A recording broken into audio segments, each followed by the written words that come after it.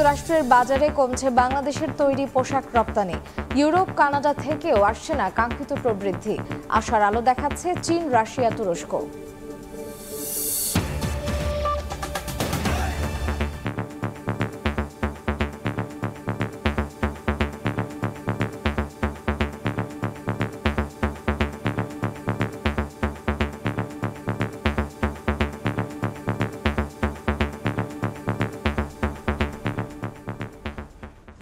ভোরের সময় সঙ্গে আছে আমি মার্জিয়া শ্রী।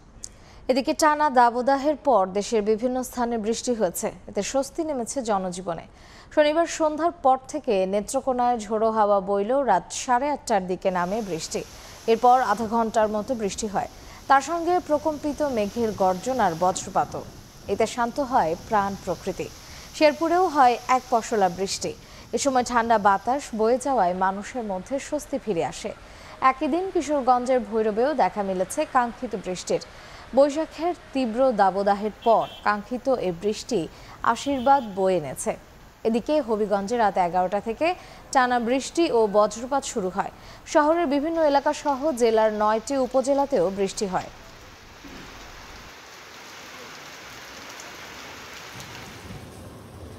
জটিলতা এবং রাজনৈতিক সমীকরণের কবলে পড়ে যুক্তরাষ্ট্রের বাজারে বাংলাদেশের তৈরি পোশাক রপ্তানি ক্রমশ কমছে।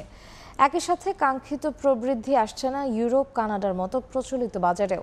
তবে রপ্তানির লক্ষ্যমাত্রার রেকর্ড ছাড়িয়ে আশার আলো দেখাচ্ছে চীন, রাশিয়া, তুরস্ক এবং মধ্যপ্রাচ্যের নতুন বাজার। সৈকতপুর ক্যামেরায় বিস্তারিত জানাচ্ছেন কমল দে। বিজিএমই এর সবশেষ তথ্য অনুযায়ী চলতি অর্থ বছর 10 মাসে যুক্তরাষ্ট্রের বাজারে তৈরি পোশাক রপ্তানি কমেছে 2.58%। আগের অর্থ বছরে এই সময়ে 5,609 মিলিয়ন মার্কিন ডলারের পণ্য রপ্তানি হলো, এই বছর তা 5,464 মিলিয়নে নেমে এসেছে। অথচ যুক্তরাষ্ট্রকে ধরা হয় বাংলাদেশের তৈরি পোশাকের প্রধান বাজার। তার পাশাপাশি ইউরোপ এবং কানাডার মতো প্রচলিত বাজারও কাঙ্ক্ষিত প্রবৃদ্ধি মিলছে না। স্টোরগুলিতে যে পরিমাণ বিক্রি হওয়ার কথা ছিল সেই পরিমাণ বিক্রি হচ্ছে না হওয়ার কারণে ওরা কিনছে কম। ওরা যখন কম কিনবে তখন আমাদের উপর সেটা এফেক্ট আসবে। আমরা যে $100 বিলিয়ন টার্গেট নিয়ে ক্যাপাসিটি করে ফেলেছি, সে ক্যাপাসিটি অনুযায়ী আমরা অর্ডার পাচ্ছি না, বিকজ তাদের ওখানে কিন্তু অর্ডার ফ্লো কমে গেছে, চাহিদা কমে গেছে। গত 10 মাসে নতুন বাজারে 6,302 মিলিয়ন মার্কিন ডলারের পণ্য রপ্তানি করেছে বাংলাদেশ। এর মধ্যে বছরে তুরস্কের রেকর্ড 63.35%, চীনে 44.76%, সৌদি আরবে 47.19%, আরব আমিরাতে 36.54%, রাশিয়ায় 25.65%, অস্ট্রেলিয়ায় 21% এবং জাপানে 7.12% প্রবৃদ্ধি হয়েছে বলে দাবি বিজিএমই এর। আমাদের রপ্তানি হচ্ছে ঠিক আছে, কিন্তু স্ট্যাবিলিটি নিয়ে আসার জন্য আমাদের থেকে, গভর্নমেন্ট থেকে এটা উদ্যোগটা নিতে হবে। আমাদের কাউন্সিলেটগুলো কাজ করতে হবে। আমাদেরকে বায়ারে যখন আমরা প্রাইস অফার করে, আমরা যখন ওদের সাথে প্রাইস কোট করি, তখন ওরা আমাদেরকে বলে ভিয়েতনাম, কম্বোডিয়া থেকে তোমার প্রাইস অলমোস্ট 30% বেশি। চলতি বছরের প্রথম 4 মাসে 17 বিলিয়ন মার্কিন ডলারের তৈরি পোশাক রপ্তানি করেছে বাংলাদেশ। আর অর্থ বছরের 10 মাসে মাত্র 4.97% প্রবৃদ্ধি হিসেবে রপ্তানি হয়েছে 40.49 মিলিয়ন মার্কিন ডলারের পণ্য। বিদেশি মিশনগুলো কার্যকর ভূমিকা রাখলে বাংলাদেশের তৈরি পোশাক রপ্তানির লক্ষ্যমাত্রা পৌঁছানো তেমন কোনো ব্যাপার নয়। চট্টগ্রামের বায়েজিদ শিল্পাঞ্চল থেকে কমল দে, সময় সংবাদ। মন্ত্রী, এমপিদের স্বজনরা যারা এখনও উপজেলা ভোটে আছেন তারা সরে দাঁড়াবেন বলে জানিয়েছেন আওয়ামী লীগ সাধারণ সম্পাদক ওবায়দুল কাদের। শনিবার সন্ধ্যায় দলটির সংসদীয় মনোনয়ন বোর্ডের প্রার্থিতা চূড়ান্ত শেষে তিনি বলেন, বিএনপির তৃণমূল কর্মীরা নেতাদের কথা শুনছেন না। শনিবার সন্ধ্যায় গণভবনে দলীয় প্রধান শেখ হাসিনার সভাপতিত্বে শুরু হয় আওয়ামী লীগের সংসদীয় মনোনয়ন বোর্ডের সভা। এতে অংশ নেন মনোনয়ন বোর্ডের অন্য সদস্যরা। বৈঠকে জেলা আওয়ামী লীগের সদস্য নায়েব আলী জোয়ারদারকে ঝিনাইদহ 1 আসনে উপনির্বাচনের জন্য নৌকা মার্কায় মনোনয়ন দেয়া হয়। আসনটিতে দলের মনোনয়ন পেতে ফরম সংগ্রহ করেছিলেন 25 আওয়ামী লীগ নেতা। বৈঠক শেষে ব্রিফ করেন দলের সাধারণ সম্পাদক ওবায়দুল কাদের। তিনি জানান, মন্ত্রী এমপিদের স্বজনরা যারা এখনও উপজেলা ভোটে আছেন তারা সরে দাঁড়াবেন। নায়েব আলী জোয়ারদারকে সর্বসম্মতিক্রমে আওয়ামী লীগ মনোনয়ন বোর্ড শেখ হাসিনার সভাপতিত্বে তাকে মনোনয়ন দেওয়ার সিদ্ধান্ত নেয়। উপজেলা নির্বাচনে বিএনপির তৃণমূল কর্মীরা নেতাদের কথা শুনছে না বলেও মন্তব্য করেন ওবায়দুল কাদের। বিএনপি যাদেরকে এক্সপেল করছে, ভোট বর্জনের কথা বলছে,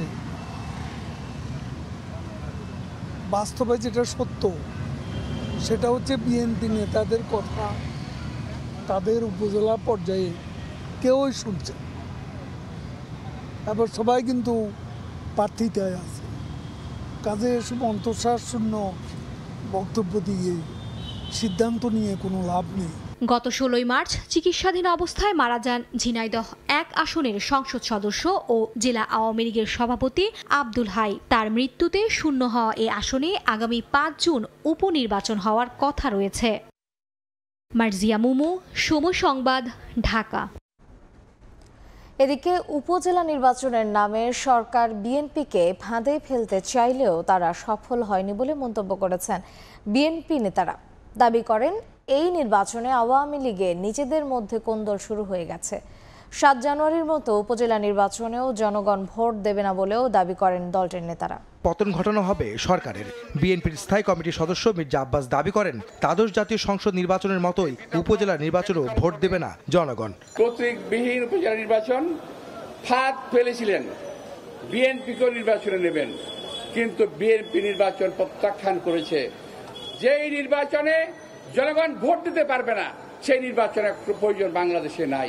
7 জানুয়ারি কি ভোট দিতে গিয়েছিল লোকজন? এবারও যাবে না। এদিকে বিএনপির প্রতিষ্ঠাতা জিয়াউর রহমানের সমাধিতে শ্রদ্ধা জানিয়ে বিএনপির আরেক স্থায়ী কমিটির সদস্য ডক্টর মঈন খান বলেন, ক্ষমতার কাঠামো পরিবর্তন করতেই আন্দোলন করছে বিএনপি। সরকার ষড়যন্ত্রের কথা কেন বলছে? সরকার জনগণকে ভয় পায়, সেটাই কি কারণ? আজকে জনগণ যা বলেছে সেটা প্রকাশ্য বলেছে, এখানে ষড়যন্ত্রের কোনো প্রশ্ন নেই। ষড়যন্ত্রের প্রশ্ন কেন আসবে? বাম, ডান, মধ্য সবাই তো প্রকাশ্যে বলছে যে এই সরকার বাংলাদেশকে ধ্বংস করে দিয়েছে। সরকার পতন না হওয়া পর্যন্ত রাজপথের আন্দোলন চলবে বলেও হুঁশিয়ারি দেন বিএনপি নেতারা। বিচার বিভাগ দেখুন। আহমেদ সালেহীন, সময় সংবাদ, ঢাকা। জমে উঠেছে নরসিংদীর 2টি উপজেলা পরিষদ নির্বাচনের প্রচারণা। প্রার্থীরা সকাল থেকে রাত পর্যন্ত ঘুরছেন ভোটারদের দাঁড়ে দাঁড়ে, দিচ্ছে নানা প্রতিশ্রুতি। তবে সবার নজরে পলাশ উপজেলা নির্বাচন।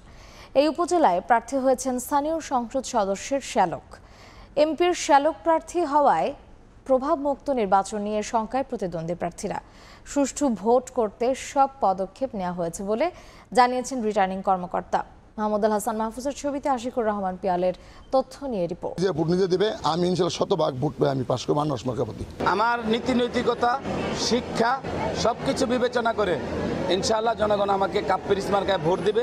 তবে সবার নজরে পলাশ উপজেলার নির্বাচন। এই উপজেলায় প্রার্থী হয়েছেন স্থানীয় সংসদ সদস্যের শ্যালক। সংসদ সদস্যের শ্যালক প্রার্থী হওয়ায় প্রভাবমুক্ত নির্বাচন নিয়ে শঙ্কায় প্রতিদ্বন্দ্বী প্রার্থীরা। পলাশের জনগণে বিভ্রান্তের মধ্যে আছে যে কিভাবে এই পলাশের নির্বাচন সুষ্ঠু হবে। আমি মনে করি এমপির চেয়ে আমার যে বংশের রাজনৈতিক পরিচয়টা, এটাই আমার কাছে অনেক শক্তি। সুষ্ঠু ভোট আয়োজনে সব পদক্ষেপ নেওয়া হয়েছে বলে জানিয়েছেন রিটার্নিং কর্মকর্তা। যত আইন কানুন পরিপত্র বিধিমালা আছে সেই আলোকে একটা নির্বাচন হবে, কোনো প্রভাব প্রতিপত্তি কোনো কিছু কাজে আসবে না। এখানে নরসিংদীর 2 উপজেলায় চেয়ারম্যান পদে 3 জন করে 6 জন, ভাইস চেয়ারম্যান পদে 7 এবং মহিলা ভাইস চেয়ারম্যান পদে 5 জন প্রার্থী প্রতিদ্বন্দ্বিতা করছেন। সংবাদ, নরসিংদী। ভারতের রফতানি নিষেধাজ্ঞা তুলে নেওয়ার খবরে দেশের সবচেয়ে বড় পাইকারি বাজার খাতুনগঞ্জে কয়েক ঘন্টার মধ্যে পেঁয়াজের দাম কেজিতে 6 টাকা পর্যন্ত কমেছে। ব্যবসায়ীদের দাবি, মজুদ দেশীয় পেঁয়াজ দিয়েই 2 থেকে 3 মাস চাহিদা মেটানো সম্ভব। দেশের সবচেয়ে বড় ভোগ্যপণ্যের পাইকারি বাজার খাতুনগঞ্জের আড়তে সারি সারি পেঁয়াজের বস্তা, যার 90% বেশি দেশি পেঁয়াজ। মূলত ফরিদপুর, রাজবাড়ী, পাবনা, কুষ্টিয়া, ঝিনাইদহ এই অঞ্চল থেকে পেঁয়াজ সরবরাহ হয় এই বাজারে। চট্টগ্রাম অঞ্চলে ভারতীয় পেঁয়াজের চাহিদা বেশি হলেও আমদানি না থাকায় গেল ৫ মাস ধরে দেশীয় পেঁয়াজের সরবরাহ করে চাহিদা মেটানো হচ্ছে। বর্তমানে দেশি পেঁয়াজের যে মজুদ আছে তা দিয়ে ২ থেকে ৩ মাস চাহিদা মেটানো যাবে বলে মনে করছেন ব্যবসায়ীরা। বর্তমানে যে পেঁয়াজ আছে সরকারের আসলে উচিত ছিল যে আরো ২ মাস অপেক্ষা করা। এই ২ মাস পর্যন্ত ইজিলি চলতো। দেশে যে প্রচুর পরিমাণ পেঁয়াজ আছে এই মুহূর্তে ইন্ডিয়ান পেঁয়াজ না আসলেও চলবে। এই যে বাদাই পেঁয়াজগুলো রাইছি ভালো একটা দাম পাওয়ার আশায়। ইন্ডিয়ান পেঁয়াজ যদি ঢোকে তাহলে একবারে সব বোনাস হয়ে যাবে। ভারতের থেকে পেঁয়াজ আসলে কন্টিনিউ আসতে হবে। ২ দিন আসলে আর ২ দিন বন্ধ রইলে তাতে তো আমার প্রতিবারটা হারা যায়। ব্যবসায়ীরা জানান গেল ডিসেম্বরে ভারত পেঁয়াজ রফতানি নিষেধাজ্ঞা দিলে দেশের বাজারে কয়েক দফা পণ্যটির দাম অস্থিতিশীল হয়ে ওঠে। সে দাম এপ্রিলে কিছুটা কমে আসে, কিন্তু গত এক সপ্তাহের ব্যবধানে বাজারে পেঁয়াজের দাম বেড়েছে কেজিতে ১০ টাকা পর্যন্ত। তবে শনিবার সকাল থেকে ভারতের রফতানি নিষেধাজ্ঞা উঠে যাওয়ার বিষয়ে জানাজানি হলে কেজিতে ৫ থেকে ৬ টাকা কমে আসে পাইকারি পর্যায়ে। যে বাজারটা গতকালকে আপনার গত পরশু বা বৃহস্পতিবার ৬০ টাকা ৬২ টাকা ছিল, ওই পেঁয়াজ এখানে ৫২-৫৩ টাকার মধ্যে। যদি ভারতীয় পেঁয়াজ আমদানি হয় সেক্ষেত্রে পাবলিকের জন্য উপকার, যারা কম দামে খেতে পারবে, আর কৃষকরা কিন্তু ক্ষতিগ্রস্ত হবে। ইন্ডিয়ান পেঁয়াজ হলে আমাদের কৃষকেরা অনেক লস হয়ে যাবে। বর্তমানে খাতুনগঞ্জে দেশীয় পেঁয়াজ মানভেদে কেজিতে বিক্রি হচ্ছে ৫৫ টাকা থেকে ৬৭ টাকা পর্যন্ত। ফেরদৌস লিপি, সময় সংবাদ, চট্টগ্রাম। দীর্ঘদিন পর শুরু হয়েছে নেত্রকোনা পৌরসভার সড়কগুলো সংস্কার। ৩৮টি প্রকল্পের মাধ্যমে প্রায় ১৭ কিলোমিটার ছোট বড় সড়ক নতুন করে নির্মাণ করা হচ্ছে। এতে স্বস্তি প্রকাশ করেছেন পৌরবাসী, আর নির্ধারিত সময়ের মধ্যে কাজ শেষ করার আশ্বাস কর্তৃপক্ষের। আলপনা বেগমের পাঠানো তথ্য ও ছবি নিয়ে রিপোর্ট। পুরাতন সড়ক ভেঙে নির্মাণ করা হচ্ছে নতুন সড়ক, এমনকি সংস্কার করা হচ্ছে সড়কের পাশের ড্রেনগুলো। নেত্রকোনা পৌরসভায় ৩৮টি প্রকল্পের আওতায় চলছে প্রায় ১৭ কিলোমিটার দীর্ঘ ৩২টি সড়ক, ২টি সেতু ও ৬টি ড্রেনের সংস্কার কাজ। পৌরবাসী জানান, দীর্ঘদিন জরাজীর্ণ থাকায় পৌরসভার বেশিরভাগ সড়ক এতদিন চলাচল অনুপযোগী ছিল। এখন দীর্ঘমেয়াদী পরিকল্পনায় টেকসই সড়ক নির্মাণ কাজ হওয়ায় অবসান হবে এলাকাবাসীর ভোগান্তি। এতে স্বস্তি প্রকাশ করেন তারা। পাশাপাশি দ্রুত সময়ের মধ্যে কাজ শেষ করার দাবি তাদের। প্রচুর কষ্ট হয়েছে, যাত্রীরও কষ্ট হয়েছে, আমরাও কষ্ট হয়েছে। মানুষের হাঁটাহাঁটি, গাড়ি ঘোড়া চলাচল খুব সমস্যা ছিল, এখন রাস্তাটা হয়েছে, এখন আগে চাইতে অনেক ভালো হবে। আমরা চাই যে কাজের মানটা যাতে ভালো থাকে। কাজও খুব ভালো হইতেছে, কিন্তু দ্রুত হইলে আমাদের জন্য ভালো। আগামী ৬ মাস থেকে ১ বছরের মধ্যে সব কাজ শেষ করার আশ্বাস পৌর মেয়রের। ছোট বড় যতগুলো রাস্তা আছে সমস্ত রাস্তাগুলো আমরা অন্তত ৬ মাস থেকে ১ বছরের ভিতরে আমরা সম্পূর্ণভাবে প্রস্তুত করব। ৩৮টি প্রকল্পে ব্যয় ধরা হয়েছে ৪৮ কোটি টাকা। সময় সংবাদ, নেত্রকোনা। ২ বছরে সিলেট থেকে বিভিন্ন পেশার অর্ধলক্ষাধিক মানুষ যুক্তরাজ্যে পাড়ি জমিয়েছে। Tourist, student, care visa, work permit সহ বিভিন্নভাবে নানা বয়সী মেধাবী শিক্ষার্থী যুক্তরাজ্যে যাচ্ছেন। বিপুল অর্থ ব্যয় করে সেখানে গিয়ে কথায় ও কাজে মিল খুঁজে না পেয়ে হতাশায় পড়েছেন অধিকাংশরা। অন্যদিকে রাজনৈতিক আশ্রয় প্রার্থীদের রুয়ান্ডায় পাঠানোর সরকারি সিদ্ধান্তে আতঙ্ক চলছে বাঙালি কমিউনিটিতে। ইকরামুল কবিরের রিপোর্ট, ছবি তুলেছেন নৌশাদ আহমদ চৌধুরী। করোনার থাবায় ২ বছর দেশের বিভিন্ন সেক্টরে যখন হতাশা চলছিল, তখনই বিভিন্ন পেশার মানুষ পথ খুঁজে পায় যুক্তরাজ্যে যাওয়ার। করোনার পর সে দেশে নাজুক অর্থনৈতিক পরিস্থিতি মোকাবেলায় ভিসা প্রাপ্তি সহজ করে দেয়। সেই সুযোগে শিক্ষার্থী সহ শত শত মানুষ পাড়ি জমান সে দেশে। আমি এই দেশে 10 বছর ধরে আছি, অ্যাসাইলাম ক্লেম করছি, কখনো জানি না কিতা হইব না হইব লাইফে। এখন যে পর্যায়ে আইয়া খার হইছে, আদৌ কতটুকু স্বপ্ন পূরণ হইব বোঝা যান না। 100-এর উপরে কিউ লাইনের মধ্যে দাঁড়ায় থাকে আপনার রিলিফের খাবার নেয়ার জন্য, বুঝছেন? কে কারা? আমার দেশের মানুষ। বিভিন্ন ভিসায় সেখানে যাওয়া বাংলাদেশিদের একটি বড় অংশ দ্রুত নাগরিকত্ব পাওয়ার আশায় রাজনৈতিক আশ্রয়ের আবেদন করেন। একটা বড় অংশ কিন্তু পলিটিক্যাল অ্যাসাইলামের জন্য তারা আবেদন করেছে, যতটুকু আমরা জানতে পেরেছি। এবং গত বছর বিশেষ করে যে কেয়ার ভিসা এবং এই ওয়ার্ক পারমিটে বেশ কিছু সংখ্যক আমাদের সিলেটি ইংল্যান্ডে পাড়ি জমিয়েছে। এদিকে যুক্তরাজ্য তাদের অর্থনৈতিক চাপ কমাতে রাজনৈতিক আশ্রয় প্রার্থীদের রুয়ান্ডায় পাঠানোর সিদ্ধান্ত নিয়েছে। যুক্তরাজ্যে আসা আশ্রয় প্রার্থীদের মধ্যে ৫,৭০০ জনকে এবছর রুয়ান্ডায় পাঠানোর পরিকল্পনা নিয়েছে যুক্তরাজ্য সরকার। একটা থার্ড ওয়ার্ল্ড কান্ট্রি থেকে গিয়ে যদি ওনাকে আরেকটা থার্ড ওয়ার্ল্ড কান্ট্রিতে যেতে হয় তাহলে তো সেটা একটা চিন্তার ব্যাপার। অভিবাসীদের পাঠানোর লক্ষ্যে ২০২২ সালের এপ্রিলে আফ্রিকান দেশ রুয়ান্ডার সঙ্গে $২৭২ মিলিয়ন একটি চুক্তি করে যুক্তরাজ্য। চুক্তির আওতায় ৫ বছরে যুক্তরাজ্যে আসা অভিবাসন প্রত্যাশীদের জায়গা দেবে রুয়ান্ডা। ইকরামুল কবির, সময় সংবাদ, সিলেট। দিন দিন মৌলভীবাজারে বাড়ছে প্রবাসীদের পাঠানো রেমিট্যান্সের পরিমাণ।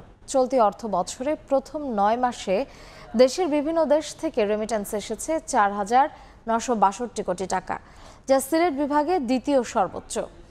বৈধ পথের রেমিট্যান্সের পরিমাণ আরও বাড়াতে দেশের বিভিন্ন খাতে বিনিয়োগের পরামর্শ ব্যাংক কর্মকর্তাদের। শাহ ওলিদুর রহমানের পাঠানো তথ্য ও মোহাম্মদ ইয়ারুপ আহমদের ছবি নিয়ে রিপোর্ট। বৈশ্বিক মহামারী ও বিভিন্ন যুদ্ধের প্রভাবে দেশের বিভিন্ন এলাকায় প্রবাসীদের পাঠানো রেমিটেন্সের পরিমাণ কম বেশি হচ্ছে, তবে মৌলভীবাজারে এ পরিস্থিতি ব্যতিক্রম। বাংলাদেশ ব্যাংকের তথ্য মতে 2020-21 অর্থ বছরে মৌলভীবাজারে ৫,৬৩৮ কোটি টাকা রেমিটেন্স এসেছে। প্রতি বছর এই সংখ্যা বেড়ে 2022-23 অর্থ বছরে তা দাঁড়ায় 6,951 কোটি টাকায়। আর চলতি 2023-24 অর্থ বছরের প্রথম 9 মাসে রেমিটেন্স এসেছে 4,962 কোটি টাকা। তাদেরকে যদি আমাদের বিভিন্ন ইনভেস্টমেন্টে সহযোগিতা করা হয় তাহলে তারা আমাদের দেশে বড় বড় শিল্প কারখানা গড়ে তুলতে উৎসাহী হবে। সরকারের যে চাচ্ছে যে বৈধ পথে রেমিটেন্সটা আসুক, এইটা সরকারের চাচ্ছে, আমরা এটা উৎসাহিত করছি। সরকারের নানা উদ্যোগ ও দক্ষ শ্রমিক পাঠানোর কারণে প্রবাসীদের আয় বাড়ছে বলে মনে করেন সংশ্লিষ্ট বিভাগের কর্মকর্তারা। সিলেট বিভাগের অন্যান্য জেলার তুলনায় কিন্তু আমাদের এখান থেকে রেমিটেন্সের মাত্রা অন্য জেলার তুলনায় কম্পারেটিভলি একটু বেশি এবং এখান থেকে মানুষ দক্ষ হয়ে যাচ্ছে। তবে প্রবাসীদের অভিযোগ, অর্থনীতিতে গুরুত্বপূর্ণ ভূমিকা থাকলেও দেশের বিমানবন্দরগুলোতে তাদের সঙ্গে খারাপ আচরণ করা হয়। হয়রানির শিকার থাকি বাঁচার জন্য তারা ব্যবস্থা করার জন্য বিদেশ থেকে আসার পরে এয়ারপোর্টে পেরেশানি না হয়, যাওয়ার সময় পেরেশানি না হয়, কারণ আমরা তো দেশের সম্পদ। যে আমরা যারা রেমিটেন্স কষ্ট করিয়া ফাটাই, আমাদের যথাযথভাবে কোনো সময়ই মূল্যায়ন করা হয় না। মৌলভীবাজারের প্রায় 2 লাখ মানুষ ইংল্যান্ড সহ বিশ্বের বিভিন্ন দেশে কর্মরত রয়েছেন।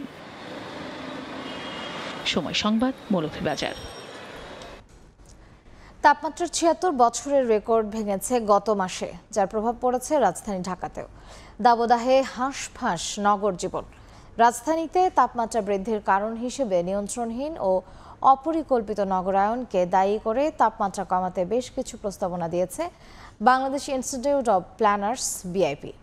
দায় অনেকে উন্নত বিশ্বের উপর চাপালেও রাজধানী ঢাকার জলবায়ু পরিবর্তনের দায় নগরবাসীর বলে মনে করছেন বাংলাদেশ ইনস্টিটিউট অব প্ল্যানার্সের সভাপতি। ঢাকার যে নগর পরিকল্পনার ব্যর্থতা, ঢাকা যে নিজে ইটসেলফ, সে যে সিএফসি এমিটার, ঢাকায় যেই মাত্রাতিরিক্ত এসির ব্যবহার, সে নিজেই পলিউশন করছে। আমাদের যে উন্নয়ন দর্শনটা ভুল পথে, এটা আমাদের স্বীকার করতে হবে। ঢাকার পরিবর্তে বিকল্প রাজধানী দরকার কিনা এমন প্রশ্নের জবাবে বিআইপি সভাপতির উত্তর, তিলোত্তমা নয়, চাইলে ঢাকাকে চলনসই করা সম্ভব। তিলোত্তমা নগর করতে পারবে না, কিন্তু আপনাকে তো চলতে হবে, বাঁচতে হবে।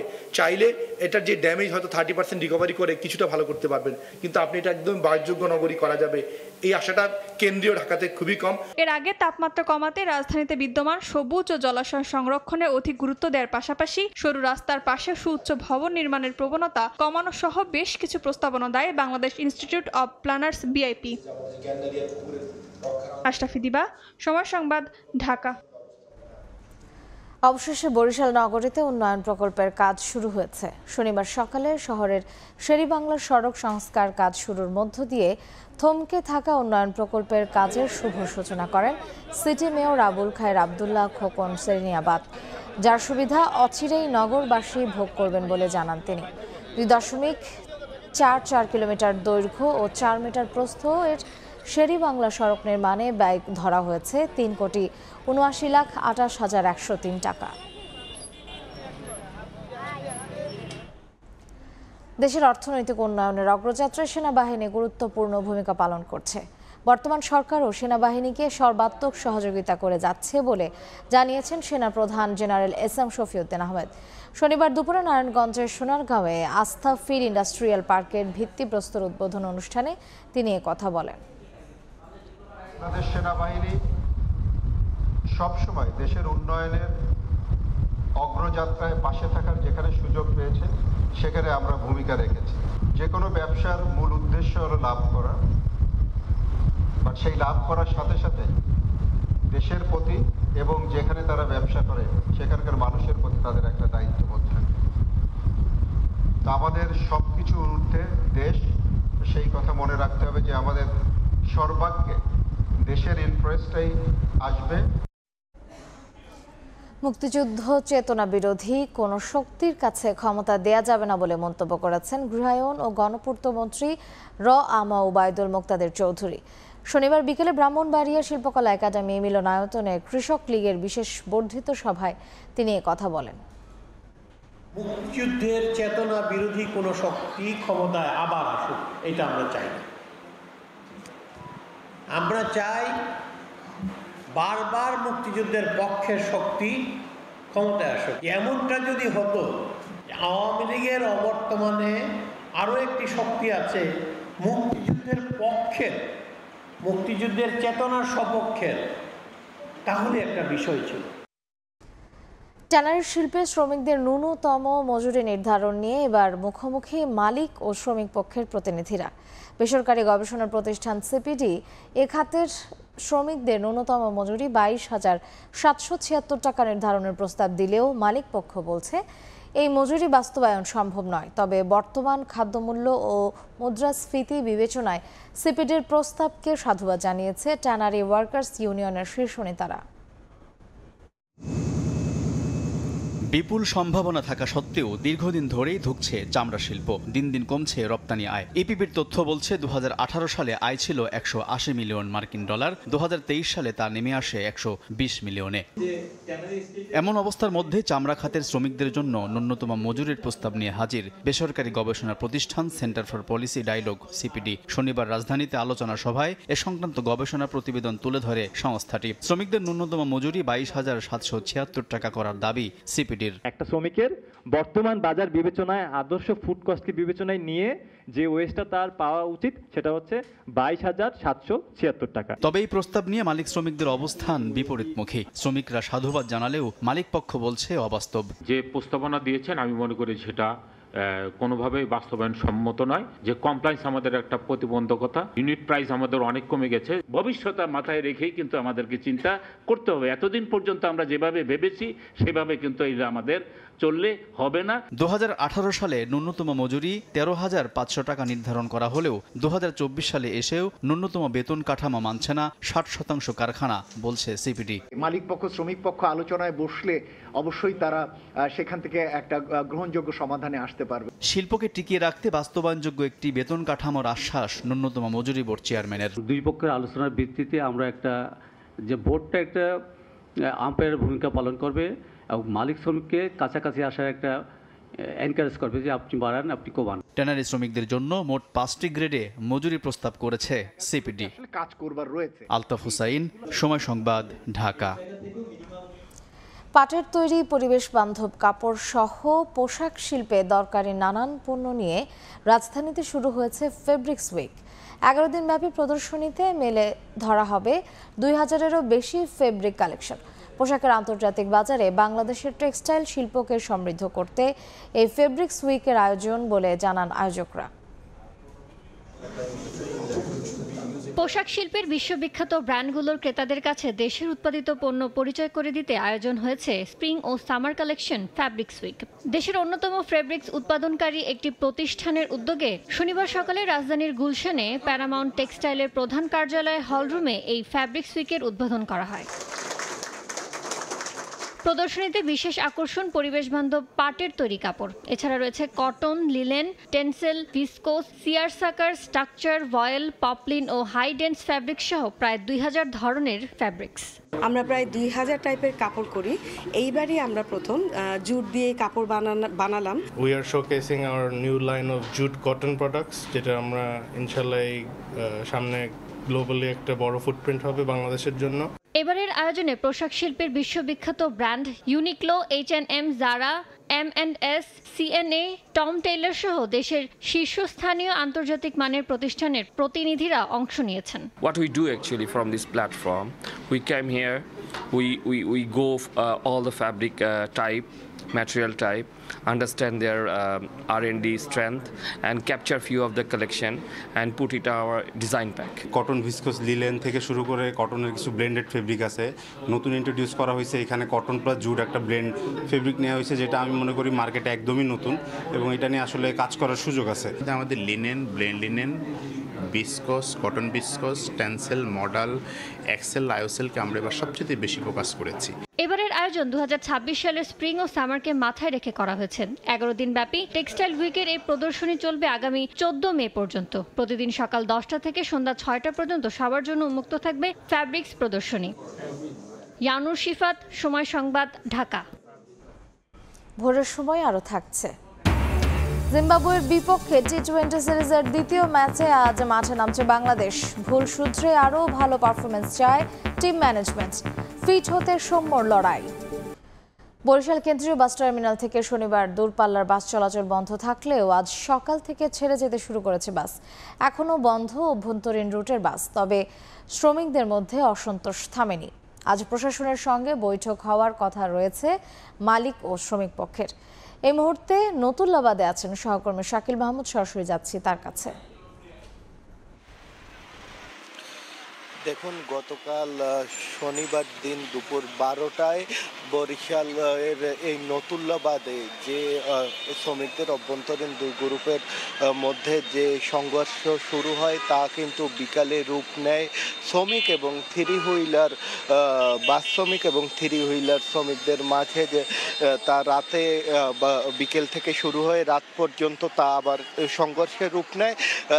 তবে এই যে পাল্টি বা টানা যে সংঘর্ষ তা কিন্তু আজ সকাল থেকে তেমন কিন্তু শ্রমিকদের মাঝে একটা উত্তেজনা বিরাজ করলেও কিন্তু বর্তমানে আইনশৃঙ্খলা বাহিনী কিন্তু পুরো নতুল্লাবাদ বাস টার্মিনাল কিন্তু নিয়ন্ত্রণে নিয়ে নিয়েছে এবং সকাল থেকে আমরা যেটা দেখছি যে অভ্যন্তরীণ রুটের যে বাসগুলো আছে তা চলাচল না করলেও কিন্তু দূরপাল্লার যে বাসগুলো আছে ঢাকা থেকে বরিশাল থেকে ঢাকা রুটের সেই বাসগুলো কিন্তু চলাচল করছে আমরা দেখছি। পাশাপাশি কিছু থ্রি হুইলারও কিন্তু আসলে অভ্যন্তরীণ রুটে কিন্তু এই যাত্রীদেরকে কিন্তু সেবা দিয়ে যাচ্ছে আমরা দেখছি।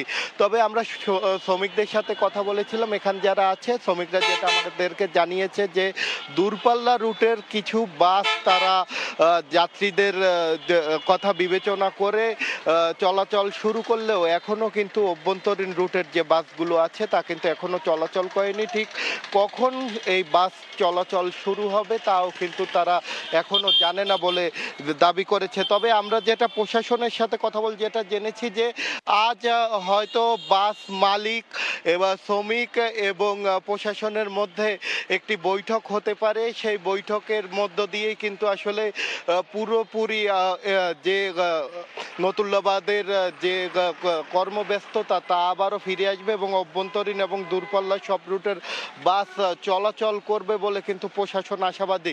যদিও কালকে রাতে এক প্রকার রণক্ষেত্রেই কিন্তু পরিণত হয়েছিল এই নতুল্লাবাদ। এখানে এক রাউন্ড টিয়ার সেল নিক্ষেপ করে তারপরে কিন্তু প্রশাসন এখানের যে পরিস্থিতি সেটা কিন্তু নিয়ন্ত্রণে আনে। আমরা দেখেছি যে ইট পাটকেল থেকে শুরু করে যে কাচের যে বোতল সেগুলো কিন্তু শ্রমিকরা একে অপরের দিকে নিক্ষেপ করেছে এবং দফায় দফায় সংঘর্ষ এবং কিন্তু মারামারি হয়েছে এবং এর ফলে কিন্তু আমরা যেটা দেখেছি যে প্রায় অর্ধশত থ্রি হুইলার কিন্তু ভাঙচুর করা হয়েছে। এর পাশাপাশি যে অভ্যন্তরীণ এবং দূরপাল্লারও কিছু সংখ্যক বাস কিন্তু ভাঙচুর করা হয়েছিল এবং পুরো রণক্ষেত্রে কিন্তু পরিণত হয়েছিল। গতকাল দুপুরে যে দুপুর 12টায় যে সংঘর্ষ শুরু হয় তা কিন্তু রাত পর্যন্ত চলে। প্রথমে এই যে সূত্রপাত শ্রমিকদের মধ্যে যে মারামারির সেটা সূত্রপাত ঘটেছিল যে মাদারীপুর থেকে একটি বাস এই বরিশালে এসেছিল এবং এই বাস যখন যখন এই টার্মিনালে ঢোকার জন্য হর্ন দিয়েছিল, তখন সেই বাসের সামনে একটি মোটরসাইকেল ছিল এবং সেই মোটরসাইকেলের যখন সেই মোটরসাইকেল চালকের সাথে যখন কথা কাটাকাটি হয়, এই কথা কাটাকাটির মধ্য দিয়েই কিন্তু শ্রমিকদের মাঝে সংঘর্ষের রূপ নেয় এবং যা পরবর্তীতে আসলে থ্রি হুইলার এবং বাস শ্রমিকদের মাঝেও ছড়িয়ে যায় এবং দফায় দফায় সংঘর্ষ হয় এবং এই ঘটনায় 15 জনের মতো এখন পর্যন্ত আহত হয়েছে বলে কিন্তু আমরা খবর পেয়েছি। এই ছিল বরিশাল থেকে আমার কাছে থাকা সবশেষ। দ্বিতীয়বারের মতো লন্ডনের মেয়র নির্বাচিত হয়েছেন সাদিক খান। তিনিই প্রথম কোন রাজনীতিবিদ যিনি টানা 3 বার মেয়র হওয়ার রেকর্ড করলেন। বিশ্লেষকদের মতে প্রতিদ্বন্দ্বী সুসান হলের বিরুদ্ধে তুমুল প্রচারণার কারণেই জয়লাভ করেছেন পাকিস্তানি বংশোদ্ভূত এই রাজনীতিবিদ। কনজারভেটিভ পার্টির প্রার্থী সুসান হলকে হারিয়ে টানা তৃতীয়বারের মতো লন্ডনের মেয়র নির্বাচিত হয়েছেন লেবার পার্টির প্রার্থী সাদিক খান। শহরে অপরাধ দমন ও পরিশুদ্ধ বায়ু নিশ্চিত করার প্রতিশ্রুতি দিয়ে লন্ডনবাসীর মন জয় করে নিয়েছেন তিনি। লন্ডনের মেয়র পদে নির্বাচনে স্থানীয় সময় গেল বৃহস্পতিবার রাত 10টায় ভোট গ্রহণ শেষ হলেও গণনা শুরু হয় শুক্রবার থেকে। শনিবার বিকেল 4:30 নাগাদ প্রকাশ করা হয় ফলাফল, যেখানে দেখা যায় প্রতিদ্বন্দ্বী সুসান হলকে 2,76,000-এর বেশি ভোটের ব্যবধানে হারিয়েছেন সাদিক খান। দ্য গার্ডিয়ান জানিয়েছে বিজয়ী মেয়র পেয়েছেন 62.2% ভোট, যেখানে তার প্রতিদ্বন্দ্বী সুসান হল পেয়েছেন মাত্র 32.6% ভোট। এদিকে কনজারভেটিভ পার্টির প্রতিদ্বন্দ্বী হলের বিরুদ্ধে তুমুল প্রচারণার মাধ্যমেই সাদিক খান জয়লাভ করেছেন বলে মনে করছেন বিশ্লেষকরা। এমনকি লন্ডনের সাবেক মন্ত্রী পল স্কুলি সহ আরও হাই প্রোফাইল টরি প্রার্থীদের পেছনে ফেলে নির্বাচিত হয়েছেন তিনি। এর আগে 2016 সালে লেবার পার্টি থেকে প্রথমবার লন্ডনের মেয়র নির্বাচিত হন পাকিস্তানি বংশোদ্ভূত এই প্রার্থী। এরপর 2021 সালে দ্বিতীয়বার নির্বাচিত হন তিনি। বিবিসির প্রতিবেদন অনুযায়ী এবার 14টি নির্বাচনী এলাকার মধ্যে 9টিতেই জিতেছেন সাদিক খান, যার মধ্যে 2টি ছিল কনজারভেটিভদের এলাকা। অন্যদিকে নির্বাচনে মোট ভোট পড়েছে 24 লাখ, যা মোট ভোটারের 42.8%। অন্তরা সেন, সময় সংবাদ। জিম্বাবুয়ে সিরিজের খবর। চট্টগ্রামে একদিনের ব্যবধানে 5 ম্যাচ টি20 সিরিজের দ্বিতীয় ম্যাচে মাঠে নামতে যাচ্ছে দুই দল। এক শুরুতে এগিয়ে থাকলেও প্রথম ম্যাচের ভুল ত্রুটি শুধরাতে চায় নাজমুল হোসেন শান্তর দল। জহুর আহমেদ চৌধুরী স্টেডিয়ামে ম্যাচ শুরু সন্ধ্যা 6টায়। একদিনের বিরতিতে বিশ্রামে বাংলাদেশ। ম্যাচের আগের দিন হোটেলবন্দি টাইগার স্কোয়াড। কেবল আনুষ্ঠানিকতা মেটাতে গণমাধ্যমে কথা বলেন ব্যাটিং কোচ ডেভিড হেম্প। সেখানেও আলোচনায় লিটন কুমার দাস। শেষ এক বছরে টি20তে নেই কোনো 50। জিম্বাবুয়ের বিপক্ষে প্রথম ম্যাচে যেভাবে ফিরলেন তা সমালোচনা বাড়িয়েছে আরও। নতুন বলে এই ওপেনারের দুর্বলতা চিন্তার কারণ team ম্যানেজমেন্টেরও। So look, this is a difficult place to bat because of the challenge with the new ball. But he's working really hard in his game, and he's doing the best that he can to move forward, and that's the most important. বিশ্বকাপের আগে team combination মেলানোটাই সবচেয়ে বড় পরীক্ষা নীতি নির্ধারকদের। প্রতিপক্ষ Zimbabwe বলে সে সুযোগটা হাতছানি দিচ্ছে স্বাগতিকদের সামনে। প্রথম ম্যাচে তানজিদ তামিমের পারফরম্যান্স কিছুটা হলেও ভরসা দিচ্ছে পুরো দলকে। লিটনের ফর্মের মতো বড় চিন্তার কারণ পুরনো বল। প্রথম ম্যাচে দারুণ শুরুর পরেও শেষ দিকে ছন্দপতন হয়েছে বোলারদের। লো স্কোরিং ম্যাচেও শরীফুল রিশাদরা ছিলেন খরুচে। দ্বিতীয় ম্যাচে এসব জায়গাতেই ফাইন টিউনিং করতে চাইবে নাজমুল শান্তর দল। তবে 1-0-তে এগিয়ে থাকা বাংলাদেশ একাদশে পরিবর্তন আসার সম্ভাবনা নেই বললেই চলে। অপরিবর্তিত দল নিয়ে মাঠে নামবে টিম টাইগার। অবশ্য এই ম্যাচেও বড় পরীক্ষা অপেক্ষা করছে ব্যাটারদের জন্য। সাগরিকার পিচ উপহার দিতে পারে আরও একটি লো স্কোরিং ম্যাচ। এদিন বাংলাদেশের মতো দলীয় অনুশীলন বাতিল করে জিম্বাবুয়ে দলও। ঐচ্ছিক অনুশীলনে 2-1 ঘাম ঝরালেও বাকিরা আসেনি মাঠে। প্রথম ম্যাচের ব্যাটিং বিপর্যয় ভুলে ভালো একটা ম্যাচ উপহার দেওয়ার লক্ষ্য সফররতদের। সাব্বির মিথুন, সময় সংবাদ। জিম্বাবুয়ের বিপক্ষে সৌম্য সরকার নিশ্চিত করেছেন ব্যাটিং কোচ ডেভিড হ্যাম্প। পুনর্বাসনের মধ্যে থাকা সৌম্যের বিষয়ে চূড়ান্ত সিদ্ধান্ত আসছের সপ্তাহে নেওয়া সম্ভব হবে বলে মনে করেন তিনি। জহুর আহমেদ চৌধুরী স্টেডিয়ামে সৌম্যের লড়াইটা আসলে নিজের সঙ্গে নিজের। মার্চে শ্রীলঙ্কার বিপক্ষে সিরিজের চোটে পড়েন তিনি। ইনজুরি বিদায় নিলেও ম্যাচ ফিটনেস ফিরে পাননি এখনও। চলছে তার সেই প্রক্রিয়া। মোটামুটি ভালো সময় ধরে লিটন দাসে আস্থা নেই টিম ম্যানেজমেন্টের। যাচ্ছে তাই ব্যাটিংয়ে সে জায়গা নিজেই নষ্ট করেছেন লিটন। তাই বাধ্য হয়ে শূন্যস্থান পূরণে ব্যতিব্যস্ত কোচিং প্যানেল। পুরোপুরি ফিট না হওয়ার পরও সম্মুখে বয়ে বেড়াচ্ছে দল। গুঞ্জন আছে বিশ্বকাপ স্কোয়াডে রাখারও। সাগরিকায় বৈশাখের তপ্ত রোদে একটু বাড়তি কষ্ট করতে হচ্ছে সৌম্য সরকারের। প্রথম টি-20 জিতে বিশ্রামে সবাই, কিন্তু ফিটনেস ট্রেনার নাথান কেইলিকে সঙ্গে নিয়ে নিজেকে প্রস্তুত করছেন তিনি। স্ট্রেচিংয়ের পাশাপাশি নেটে ব্যাট আর বল দুটোরই অনুশীলন করেছেন বাঁহাতি টপ অর্ডার। জিম্বাবুয়ের বিপক্ষে সিরিজের শেষ 2 ম্যাচে যে তিনি ফিরছেন এটা প্রায় নিশ্চিত। আমাদের একটি পরিকল্পনা আছে, এই 5 ম্যাচ সিরিজের যে কোনো ম্যাচে সে খেলতে পারে। এই মুহূর্তে সে পুনর্বাসন প্রক্রিয়ার মধ্যে আছে। সামনের সপ্তাহ নাগাদ আমরা সিদ্ধান্ত নিতে পারবো। বিশ্বকাপের জন্য আইসিসির কাছে এরই মধ্যে দল পাঠিয়েছে বিসিবি। তবে 25 মে পর্যন্ত সুযোগ আছে ইচ্ছে মতো পরিবর্তনের। সেই সুযোগটাই নিচ্ছে বোর্ড। জিম্বাবুয়ের বিপক্ষে চলমান টি-20 সিরিজের পরের 2 ম্যাচেও সুযোগ পেতে পারেন লিটন। ওদিকে ম্যাচ ফিটনেস ফিরে পেলে শেষের 2 ম্যাচ খেলবেন সৌম্য। তাদের পারফরমেন্স পর্যবেক্ষণ করেই 2-2 4 মেলাবেন হাথুরুল লিপু জুটি। এসএম ইকবাল, সময় সংবাদ। আইপিএল থেকে দেশে ফিরলেও চলমান জিম্বাবুয়ে সিরিজে মুস্তাফিজের খেলা নিশ্চিত নয়। পুরো সিরিজেই তাকে বিশ্রামে রাখা হতে পারে বলে ইঙ্গিত দিয়েছেন বিসিবির সভাপতি নাজমুল হাসান পাপন। লিটন দাসের বাজে ফর্ম নিয়ে বোর্ড প্রধান। ডানহাতে ওপেনারের সমস্যা নিয়ে কথা বলবেন কোচিং স্টাফদের সঙ্গে। জিম্বাবুয়ের বিপক্ষে চতুর্থ টি-20 থেকে খেলবেন সাকিব আল হাসান। ডিপিএল সেঞ্চুরির পর টাইগার অলরাউন্ডার কথা বলেছেন বোর্ড সভাপতির সাথে। কিছুদিন ধরে ও আউট অফ ফর্ম। কথা হয়েছে জালাল ভাইয়ের সাথে। আমি শিওর যে ব্যাটিং কোচ যে আছে আমাদের, তার সাথে কথা বলতে বলা হয়েছে যে দেখে তার উপর একটু স্পেশাল নজর দিয়ে দেখতে যে মানে প্রবলেমটা কোথায়। শেখ জামালের হয়ে ডিপিএলে প্রথম সেঞ্চুরি হাঁকিয়েছেন সাকিব আল হাসান। এমন একটা শতকের আলোচনা হয়েছে সব মহলে, কিন্তু বোর্ড সভাপতি অভিনন্দন জানাননি মিস্টার 75কে। তাই নিজেই কল দেন বিসিবি বসকে। ডিপিএল শেষ করেই ফিরছেন লাল সবুজ জার্সিতে, যদিও অনিশ্চয়তা আছে মুস্তাফিজকে নিয়ে। সাকিবের খেলার কথা, মুস্তাফিজ খেলবে কিনা আমি শিওর না। আমার ধারণা ওকে রেস্টে রাখা হবে। কতদিন রেস্ট রাখবে তা জানি না। সাকিব তো লিগে সেঞ্চুরি করলো এতদিন পরে, এটা তো একটা গুড সাইন। আজকেই ফোন করে বললো যে আমি সেঞ্চুরি করলাম, আপনি আমাকে কিছু বললেন না। আমি বললাম এটাই জীবনের প্রথম নাকি? বললো না, ডিপিএল এটাই প্রথম। আমি বললাম তাও আমি জানি না, তবে আমি তোমার খেলা দেখেছি, ভালো, কনগ্রেচুলেশন। জিম্বাবুয়ের বিপক্ষে সহজ জয় পেলেও সেটা মন ভরাতে পারেনি বিসিবি সভাপতির। ব্যাটিং নিয়েও দুশ্চিন্তার কথা জানালেন পাপন।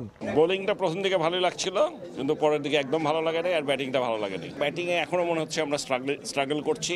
বোলিংয়ে যে অবস্থায় ছিল, 7টা উইকেট পড়ে যাওয়ার পরে 40-41 রানে তারপর এত রান করতে দেওয়া, এটা আমাদের পুরনো অভ্যাস। সেটার থেকে মনে হচ্ছে এখনো বেরোতে পারিনি। প্রায় সব দল বিশ্বকাপের স্কোয়াড ঘোষণা করলেও বিসিবি এখনো করছে লুকোচুরি, যার কারণ জানালেন নাজমুল হাসান। অ্যানাউন্স করেন, তার মানে কেউ ইনজুরি প্রবলেম আছে কিনা দেখতে হবে, মানে সেই জন্য হইতে পারে, আমি জানি না। But team has been finalised. Tareq Hasan Shimul, Somoy Sangbad, Dhaka. টি-20 বিশ্বকাপের বছরে প্রচণ্ড গরমে চলমান ঢাকা প্রিমিয়ার লিগকে অমানবিক বলছেন টাইগার অলরাউন্ডার সাকিব আল হাসান। তার মতে সুপার লিগের ম্যাচগুলো টি-20 ফরম্যাটে না হওয়াটা ক্রিকেট কর্তাদের পরিকল্পনার অভাব। বিশ্বকাপের ঠিক আগে জিম্বাবুয়ে কিংবা আমেরিকার বিপক্ষে সিরিজ আদর্শ প্রস্তুতি নয় বলেও মনে করেন সাকিব। ঢাকা থেকে মাগুরা হয়ে মাদারীপুর, বিকেল না পেরুতেই আবারও ঢাকা।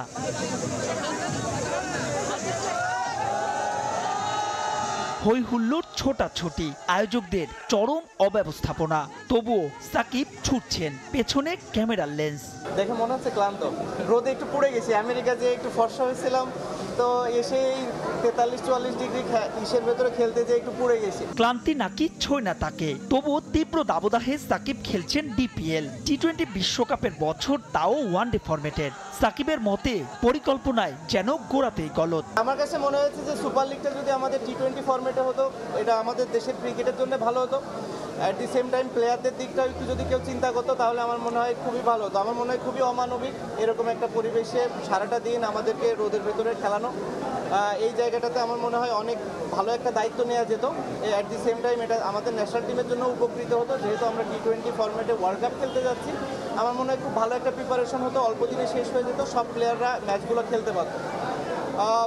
যে কোনো কারণেই হোক করেনি, বাট আমার কাছে মনে হয় এই চিন্তাগুলোই আসলে আমাদেরকে আরো সামনের দিকে এগিয়ে নিয়ে যেতে পারে। বিশ্বকাপের ঠিক আগে জিম্বাবুয়ে সিরিজ 20 দলের যে আসরের জায়গা হয়নি আফ্রিকার দেশটির, এরপর আমেরিকার বিপক্ষে 3 ম্যাচের T20, এমন দলের বিপক্ষে সিরিজ খেলে কতটুকু হবে বিশ্বকাপের প্রস্তুতি? জিম্বাবুয়ে ইউএস এর সাথে খেলা বিবেচনা করে আমি যদি ওয়ার্ল্ড কাপ চিন্তা করি, আমার কাছে মনে হয় খুবই ভুল হবে। ওয়ার্ল্ড কাপ কমপ্লিটলি ডিফারেন্ট একটা জায়গা, ওইখানে আসলে আমরা যত বেশি প্রেশার হ্যান্ডেল করতে পারবো তত ভালো করার সম্ভাবনা আছে। স্বাভাবিকভাবে ওই একটা এক্সপিরিয়েন্স, ওই জিনিসটা কাজে লাগবে যে আমরা কন্ডিশনের সাথে ইউজ টু হব, বাট মেবি এটাই আমাদের বেস্ট পসিবল অবস্থা ছিল প্রিপারেশনটা নেওয়ার জন্য। ক্রিকেটের দেশে আলোচনায় বিশ্বকাপ দল আর টাইগারদের সম্ভাব্য ফলাফল। সাম্প্রতিক সময়ের সংক্ষিপ্ত সংস্করণে বাংলাদেশও খেলছে ইতিবাচক ক্রিকেট, সাকিবও তাই আশাবাদের দলে। লাস্ট টাইম আমরা যখন T20 ওয়ার্ল্ড কাপ খেলেছি, আমার কাছে মনে হয় আমরা মোটামুটি একটা পারফরমেন্স করেছিলাম, যেটা খুব ভালো না হলেও কেউ বলবে না যে খুব একটা খারাপ। আমি আশা করব যে ওই জায়গাটা যদি আমাদের বেঞ্চমার্কে শুরু হয়, এই টুর্নামেন্টটা হবে, এই ওয়ার্ল্ড কাপ টুর্নামেন্টটা হবে আমাদের সেটা ছাড়িয়ে যাবে। সেটা যদি যেতে হয় অবশ্যই আমাদের ফার্স্ট রাউন্ডে 3টা ম্যাচ জিততে হবে। সেটা যদি আমরা করতে পারি, আমার কাছে মনে হয় মোটামুটি একটা ভালো অ্যাচিভমেন্ট। অ্যান্ড দেন ওইখান থেকে আমরা যদি পরবর্তীতে চিন্তা করি, আমার মনে হয় 22 গজকে গুড বাই না বললেও ব্যবসার সঙ্গে জড়াচ্ছেন ক্রিকেটাররা, যার সবশেষ নামটা পেসার রুবেল হোসেন। এদিন তার মোটরসাইকেলের শোরুম উদ্বোধনী অনুষ্ঠানে সাকিব ছাড়াও উপস্থিত ছিলেন সোহান, সাব্বির, হাসান মাহমুদ আর কোচ মোহাম্মদ সালাউদ্দিন। মাহবুব রেমন, সময় সংবাদ, ঢাকা। আসন্ন T20 বিশ্বকাপে ভালো করবে বাংলাদেশ। দ্বিতীয় রাউন্ডে কোয়ালিফাই করাটাও অসম্ভব নয়। অন্তত অস্ট্রেলিয়া আসরের চেয়ে এবার বাংলাদেশের সম্ভাবনা বেশ উজ্জ্বল বলে মনে করেন বিশ্বসেরা অলরাউন্ডার সাকিব আল হাসান। এদিকে শান্তর অধিনায়কত্ব নিয়ে সমালোচনায় বেশ বিরক্তি প্রকাশ করলেন অলরাউন্ডার। আস্থা রাখতে বললেন টাইগারদের ওপর। মাদারীপুর থেকে সঞ্জয় কর্মকার, অভিজিতের তথ্য ও ছবি নিয়ে রিপোর্ট। সাকিব আল হাসান বাংলাদেশের ক্রিকেটের এক বর্ণময় চরিত্র। মাঠের খেলায় তার প্রাসঙ্গিকতা নিয়ে প্রশ্ন তোলার সুযোগ খোদ সমালোচকদেরও নেই, কিন্তু মাঠের বাইরেও একই রকম প্রাসঙ্গিক সাকিব। এই তো একদিন আগে বিকেএসপিতে নিজের ডিপিএল ক্যারিয়ারের প্রথম সেঞ্চুরি তুলে নিয়ে ছিলেন আলোচনায়। একদিন পর আবারও তিনি সংবাদ মাধ্যমে, তবে মাঠের খেলায় নয়। এখানে সাকিবের পরিচয় একজন শুভেচ্ছা দূত। মাদারীপুরের শিবচরে এই দিনটা ছিল একেবারে আলাদা। এদিন তাদের অপেক্ষা ছিল বিশ্বসেরা অলরাউন্ডারের জন্য। হেলিকপ্টারে করে যখন আসলেন সাকিব, তখন নিরাপত্তার ঘেরাটোপে বন্দিয়ে মানুষগুলো হয়তো তার কাছে যেতে পারেনি, কিন্তু ঠিকই শিহরিত হয়েছেন এটা ভেবে যে হাত ছোঁয়া দূরত্ব থেকে তারা দেখেছেন দেশের ক্রিকেটের মহাতারকা সাকিব আল হাসানকে। তবে যেখানে যে কারণেই যান, ক্রিকেটের আলোচনা থেকে দূরে থাকা সম্ভব নয় সাকিবের জন্য। জানালেন বিশ্বকাপের প্রস্তুতি খুব ভালো হচ্ছে টাইগারদের। অতীতের চেয়ে এবার সম্ভাবনা দেখছেন ভালো করার। জিম্বাবুয়ের সাথে আমরা প্রিপারেশন নিচ্ছি। জিম্বাবুয়ের সাথে গতকাল ম্যাচটা দেখলেন, আমরা অসাধারণ পারফরমেন্স করেছি। আমাদের ভালো একটা ক্যাম্প গিয়েছে, আশা করি সবাই ফিট অবস্থায় থাকবে এবং এই ওয়ার্ল্ড কাপে গত ওয়ার্ল্ড কাপ থেকেও আরও ভালো পারফরমেন্স আমরা করব। গত যে T20 ওয়ার্ল্ড কাপ ছিল ওটা থেকে অনেক ভালো বেশি পারফরমেন্স করব এবং পরবর্তী রাউন্ডে যাব এবং বাংলাদেশের মানুষ যেন খুশি হয় সেই ধরনের পারফরমেন্স করার চেষ্টা করব। এদিকে দেশের ক্রিকেটে এখন নতুন আলোচনা নাজমুল হোসেন শান্তকে নিয়ে। পূর্ণমেয়াদে অধিনায়কত্ব পাওয়ার পর থেকেই ব্যাট হাসছে না শান্তর। টেস্ট, ওয়ানডে, T20 কোনো ফরম্যাটেই স্বাচ্ছন্দ্যে নেই অধিনায়ক। ক্রিকেট সংশ্লিষ্টদের সংখ্যা ফর্মহীনতার এই চাপ পড়তে পারে অধিনায়কত্বে। বিশ্বকাপের মতো আসরে যা ভোগাতে পারে টিম বাংলাদেশকে, যদিও সাকিবের ভোট শান্তর পক্ষেই। বোর্ড ওকে পছন্দ করেছে এবং আশা করছি ও ইনশাল্লাহ ওর আগামী যে একটা টার্ম দিয়েছে বিসিবি ও খুব সফলতার সাথে পালন করবে। সোমবার শেখ জামালের হয়ে ঢাকা প্রিমিয়ার লিগে শেষ ম্যাচ খেলবেন সাকিব। এরপর যোগ দেবেন জাতীয় দলের ক্যাম্পে। সময় সংবাদ, মাদারীপুর। প্রিমিয়ার লিগে বাধ্যতামূলক একজন অনূর্ধ্ব 16 কিংবা 18 ফুটবলার খেলানোর নিয়ম কোনো প্রেক্ষাপটে বাতিল হলো তা জানেন না পেশাদার লীগ কমিটির চেয়ারম্যান ইমরুল হাসান। তবে পরবর্তী কার্যনির্বাহী বৈঠকে এই বিষয়ে আলোচনা করার কথা জানিয়েছেন তিনি। প্রিমিয়ার লিগের ক্লাবগুলোতে তরুণ ফুটবলার তৈরির সংস্কৃতি গড়ে তুলতে বাফুফের লিগ কমিটি নিয়েছিল যুগান্তকারী সিদ্ধান্ত।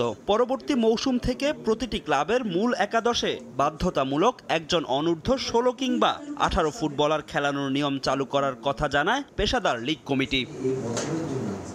এমন সিদ্ধান্ত সাধুবাদ পেলেও বাফুফের সবশেষ কার্যনির্বাহী কমিটির বৈঠকে বাতিল হয় তা। কোন প্রেক্ষাপটে কার্যনির্বাহী কমিটি এই সিদ্ধান্ত বাতিল করেছে তা জানেন না পেশাদার লীগ কমিটির চেয়ারম্যান ইমরুল হাসান। তবে এই বিষয়ে পরবর্তী কার্যনির্বাহী কমিটিতে আলোচনা করার কথা। অন্যান্য লিগেও বয়সের বাধ্যবাধকতা আনতে যাচ্ছে লীগ কমিটি। যেহেতু সবাই তো অনুপস্থিত ছিলাম, কোন প্রেক্ষাপটে সে সিদ্ধান্তটুকু এসছে সেটা আমি জানি না।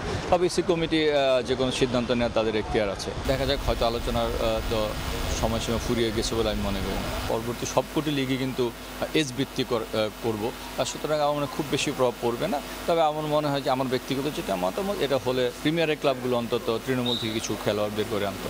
নারী লিগে অংশ নেওয়ার শীর্ষ 4 দলকে বাফুফের কাউন্সিলরশিপ দেওয়ার প্রস্তাব পাশ হয়েছে সবশেষ কার্যনির্বাহী কমিটির বৈঠকে। তবে পেশাদার লীগ কমিটির চেয়ারম্যান মনে করেন অন্য লিগের ক্লাবগুলোও কাউন্সিলরশিপ পাওয়ার দাবি রাখে। যারা ফুটবল খেলে থাকে তারা কাউন্সিলের পাশে নিশ্চয়ই একটা ভালো খবর ফুটবলের জন্য।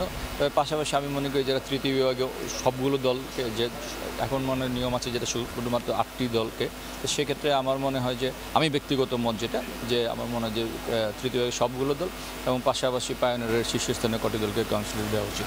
প্রিমিয়ার লিগের পরবর্তী মৌসুম থেকে প্রতিটি ক্লাবে 23 জনের স্কোয়াডে 2 জন অনূর্ধ্ব 18 ফুটবলার রেজিস্ট্রেশন করাও বাধ্যতামূলক করার সিদ্ধান্ত নিয়েছিল পেশাদার লীগ কমিটি। ফাহিম ইসলাম, সময় সংবাদ, ঢাকা।